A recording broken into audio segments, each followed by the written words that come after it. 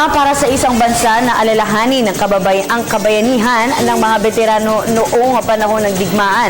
Kaya naman ilang aktibidad ang inilunsad para kilalanin kagitingan ng ating mga veteranong sundalo. Narito ang report namin kasama si Kirby Cristobal.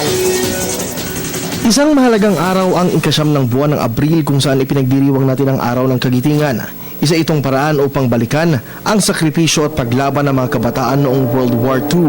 Mahalaga na alalahanin ang pagkilala sa mga veterano upang makamit ang kalayaan ng bansa laban sa mga mananakop na dayuhan. Kaisa ang Philippine Veterans Affairs sa mga abala sa paghahanda sa komemorasyón at pagdiriwang na ito. Sa katunayan, may mga aktibidad na inihanda ang ahensya sa araw ng kagitingan. Philippine Veterans Week is a series of activities yan to commemorate the heroism and gallantry of our heroes, especially those who fought in World War II. Under Proclamation 466, series of 1989,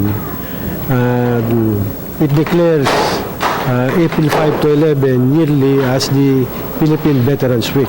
On April 5, last April 5, the sunrise ceremony commenced the start of the Veterans Week.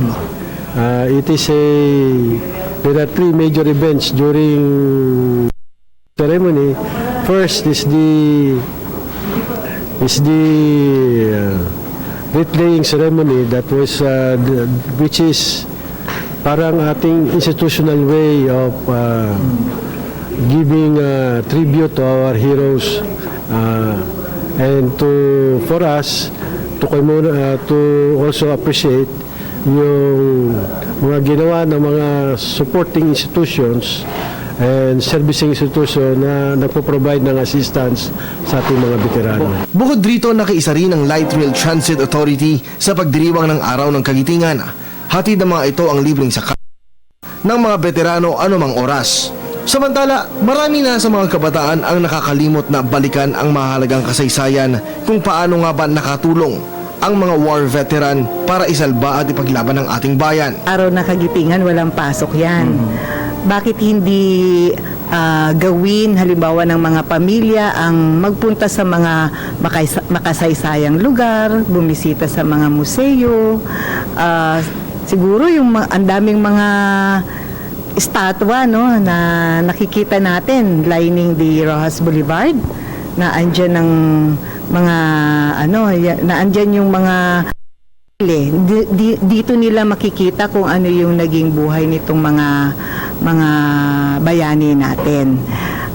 At saka yung sa alaala sa ating mga veterano, siguro pag nakakita tayo ng isang veterano, agad nating tignan, hindi yung kanyang katandaan, hindi yung kanyang kahinaan, kundi ano ba siya nung siya ay kabataan at ano ang malaking utang na loob natin sa kanila, upang matamasa natin ang kalayaan ngayon. Napakahalaga sa isang bansa na muli alaala ng bawat isang Pilipino ang hirap na dinanas ng mga veterano makamit lamang ng paglaya ng bayan. Sabi nga ng pambansang bayani na si Rizal na siyang paraan upang marami pang mga kabataan ang magtanggol at lumaban para sa kalayaan. Gusto ko munang liwanagin na bigyan din ng kahalagahan na ang kahirapan ay hindi hadlang para magkaroon sila ng tamang edukasyon. Yung makikita lang natin sa ating paligid, yung pagpapalaki sa atin ng ating mga magulang sa tamang paraan ay isa na sigurong malaking bahagi ng kanilang pagkatao. Lalo na nga kung sila ay magiging bahagi rin ng kanilang komunidad sa maliit nilang kakayanan. Siguro na yung mga simpleng bagay lang katulad ng paggalang sa magulang, pagpapahalaga sa kapaligiran, ay isang bahagi na rin na matatawag nating kabayanihan para sa ating mga kabataan. Yung paggawa ng mabuti, halimbawa kung sila ay may nakita na maliit na halaga o ano paman, maaring ibalik, kung kanino man, ibigay sa magulang kung di kakilala ang may-ari. Yun ay maliliit na bagay na masasabi nating kabayanihan sa sarili nilang kakayanan.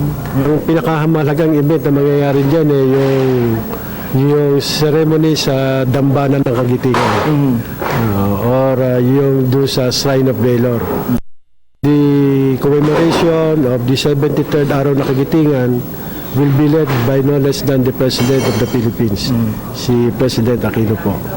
So doon po, bibigyan po, magkakaroon po ng pagkakataon ng ating Pangulo to have time with the veterans and their families to express, and for him to express his continuing commitment to care for